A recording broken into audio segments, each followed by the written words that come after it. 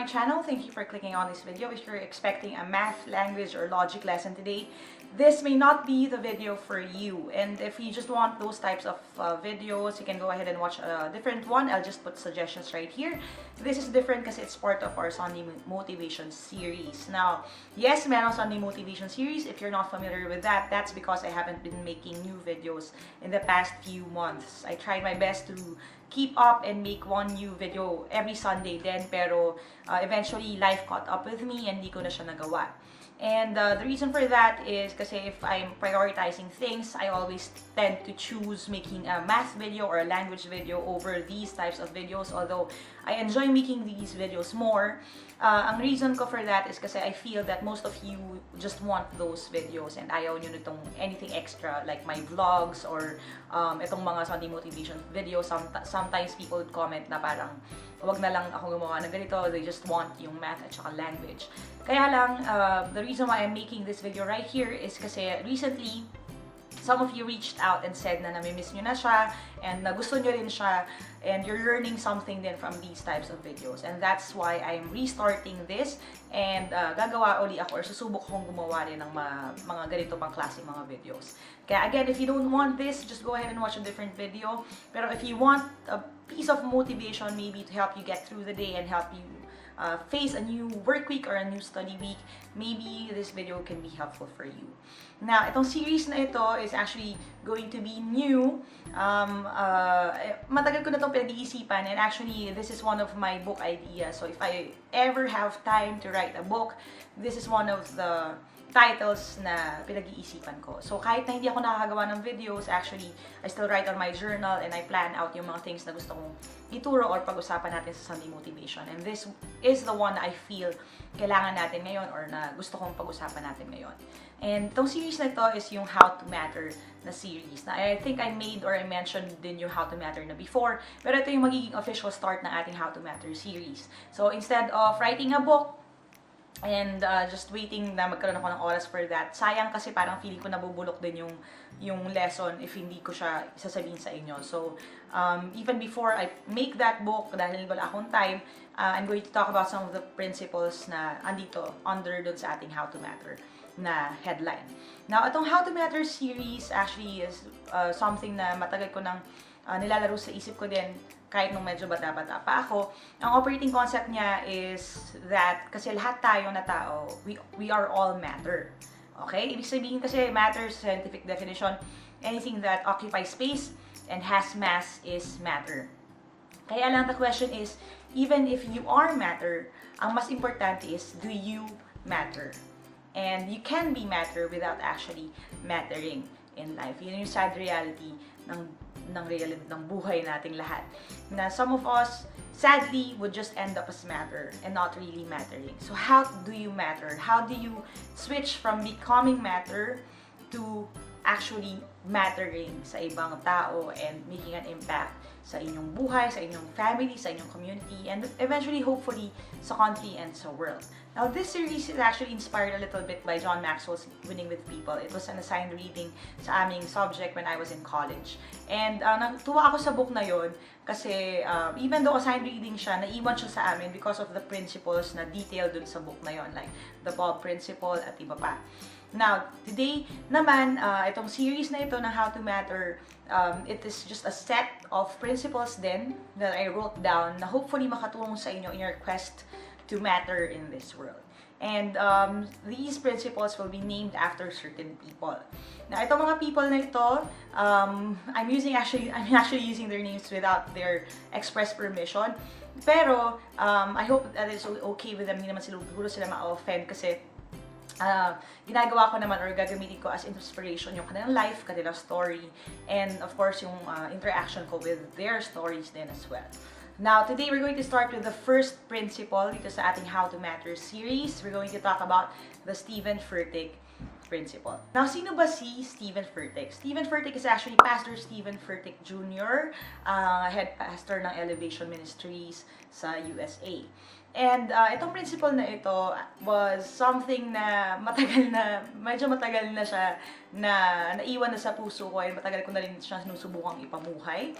And ang kwento talaga nito happened way back when I was in college. I think I was in third year ba ako nun, or fourth year college when we were introduced to Pastor Steven Furtick's sermons. Now, si Pastor Steven Furtick kasi, and I think if you're somewhere doon sa circle ng mga evangelical Christian churches and doon sa sinasabi nilang born again, probably narinig nyo na siya or nabalitaan nyo na itong si Steven Furtick, no? Now, when I first heard about Pastor Steven Furtick, I really didn't like him. I didn't like the way he spoke. I didn't like his showboating. I didn't like the way that he screamed when he preached. Some of his exegesis din siya hermeneutics hindi masyadong sakto, in my opinion, in my humble opinion. And because I was raised in a very strict and very restrictive din na environment, especially sa church, hindi ako masyadong open dun sa ganun ka-loud na klase na expression when it comes to the sermon. I always believed na when it comes to dealing with God's Word, dapat may reverence, dapat pinag-aaralan na maigi yung original na context at text. So, hindi ako masyadong na-impress sa kanya. Hindi ako natuwa sa ginagawa niya. And I was one of the people who complained about that. So, nung nagkaroon ng evaluation sa aming camp or sa aming retreat, sinabi ko talaga yon na I didn't like the series, I didn't like the messages because of him. So, yun si Pastor Steven Furtick. Now, I want to explain this muna. He's actually a really good speaker when it comes to drawing the audience attention. Magaling siya maghanap ng mga examples, magaling siya mag-illustrate ng point, and obviously it's working. Kasi from a small church, ngayon ang Elevation ay maraming na silang mga churches, maraming mga tao. He speaks to thousands and thousands of people at the time, and lalo na ngayon, ang alam ko mas marami pa. So, obviously, there's something na nag-work sa ginagawa ng tao na to, kahit na hindi ko siya nagustuhan. Now, yung Steven Furtick principle is actually based sa aking naging response and sa aking maling response doon sa unang-una kong beses siyang na-encounter. Okay? Now, nung medyo mas mature na ako ng kaunti after a few years actually, na-realize ko yung isang bagay. I think it was right before our graduation. Napag-usapan din namin na kambal at nung iba kong mga friends yung tungkol kay Pastor Steven Furtick. Kasi when it comes to speakers that I want to emulate, I'm more of an Andy Stanley, Craig Gershel na girl than a Steven Furtick girl. So, again, hindi ko siya masyadong gusto. Pero one time, parang nag-dawn din sa akin yung realization na ito, no? And I told my friends this. Sabi ko sa kanila, I may not like the person, I may not like the way that he presents his sermon, I may not like the way that he screams a lot, and he showboats a lot, and pati yung style niya of doing things, I may not like it. But, sabi ko, there's one thing that I respect about this person, sabi ko. I don't think na yung ginagawa niya na level ng intensity, ng passion, ng preparation din, and yung kung paano niya in-invest yung maraming time, effort at energy niya into growing a church ay kaya ng mga ibang tao who may arguably be smarter than he is. Bakit? Kasi in my life, I've encountered people, a lot of people who are really smart when it comes to hermeneutics, exegesis, magagaling sila sa Bible, memorize nila yung Greek, magaling sila sa pagde-derive ng mga context. Pero, the problem is, I don't see the same amount of passion or the same amount of energy and pagod and investment na binibigay ni Pastor Steven Furtick sa ministry niya. I remember that in one of his illustrations, he pointed out na very important yung isali ang community sa church, be involved, be active, give back sa community para makita nila yung light ni Christ dun sa inyong church. And nung time na yon, I was looking around at these really great and smart pastors and leaders that I know, and they're not doing the same thing. Okay? They're not doing the same thing that Steven Furtick does. And nakita ko yung lamang niya bilang tao. Ang nilamang niya may not be sa galing niya sa pag-handle ng word or sa talino Pero ang nilamang niya is passion, dedication, at saka yung love niya for his community. So, itong Steven Furtick principle, okay, can be summed up in this one phrase. Show up or shut up. Show up or shut up. And this is something that I want to start out with dito sa series na ito. Kasi it's something that proved really valuable sa akin, lalo na in these past few years. Whenever I'm tempted to criticize someone and to make fun of what they're doing, I always ask myself, am I willing to do the exact same thing that he does? Am I willing to exert as much effort as he does? Kaya ko bang pantayan or higitan yung effort na binibigay niya sa ginagawa niya? Am I willing to devote as much time as itong person na to sa ginagawa niya? And if the answer is no, then shut up na lang. Shut up na lang ako. Okay, let me give you an example. For example, sometimes sa ministry, kahit sa ministry sa churches, you would see people who are not doing very well sa ginagawa nila. Okay? People who are maybe doing parang hindi masyadong magandang job sa assigned na ministry or task nila. There are people who fail on certain areas. Marami namang imperfect and wala talagang perfect na church or perfect na tao. And the tendency is for us to judge that person or to say na, ano ba yan, bakit siya ganyan, bakit hindi niya gawin to, bakit ang dali-dali naman aralin nito, bakit hindi niya gawin yan. And I fall dun sa trap na yan then at times. I would say that about people. Pero when I feel tempted to say that, I would ask myself, wait lang, willing ba akong palitan siya? Willing ba akong gawin yung ginagawa niya? Am I willing to take the responsibility na kinukuha niya? Or ako ba ay nandito lang sa gilid at nagsasalita lang? Kasi ang realidad ng buhay is, the people who have time to talk are the people who don't actually do things. Kasi if you're busy with your work, if you're really doing yung kailangan mong gawin, you really won't have time to look around and criticize other people. So, show up or shut up. Kung gusto mo talagang magsalita or if you want to make things better, the best that you could do would be to show up. Go ahead and volunteer, help out, interact, make an effort. Okay?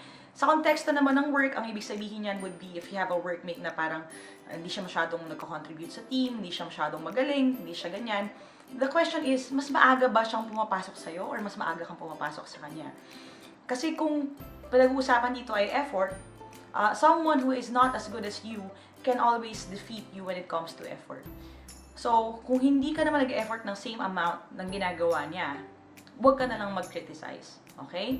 Same thing with everything, including politics. One thing din na natutunan ko yan, if you are not willing to contribute, if you're not willing to make an effort, then don't criticize. Kasi hindi siya makakatulong. You'll just add to the noise, you'll just add to the negativity of other people, and you'll just bring them down.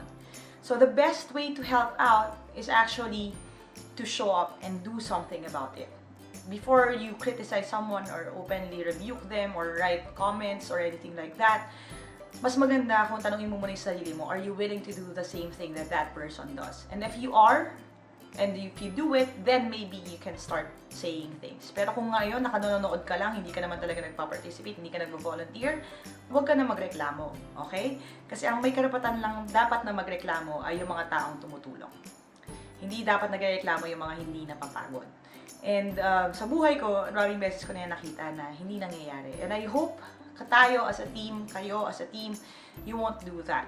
So again, at any point, if you feel like talking trash about someone, if you feel like criticizing someone else for what they're doing, ask yourself, are you willing to do what they're doing? Are you willing to put in that much effort into what you're doing? If you're not and kontento na kayo na nakatayo lang kayo sa gilid, nanonood lang kayo pero hindi kayo gumagawa, then huwag kayong magsalita.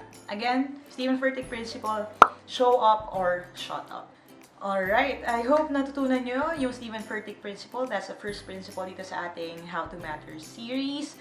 And again, if you want more of these, don't forget to subscribe and hit the bell icon para hindi nyo siya ma-miss. I'll try to make more of these dito sa series na ito as we go along. Hopefully, di ko man matapos na isulat yung libro. Kung mapag-uusapan natin dito, I hope maiiwan din sa inyo. Okay, so sino ang Steven Furtick sa buhay niyo? Sino yung tao na feeling niyo hindi masyadong maganda yung ginagawa? Again, ask yourself, should you say anything about it? Should you criticize that person? Or should you just work harder sa kung ano yung ginagawa niyo ngayon? And I really hope that you always choose to just do things. Show up and just shut up. Thank you guys for watching. God bless. Aja Aja, never stop learning. I'll see you in my next video and bye for now.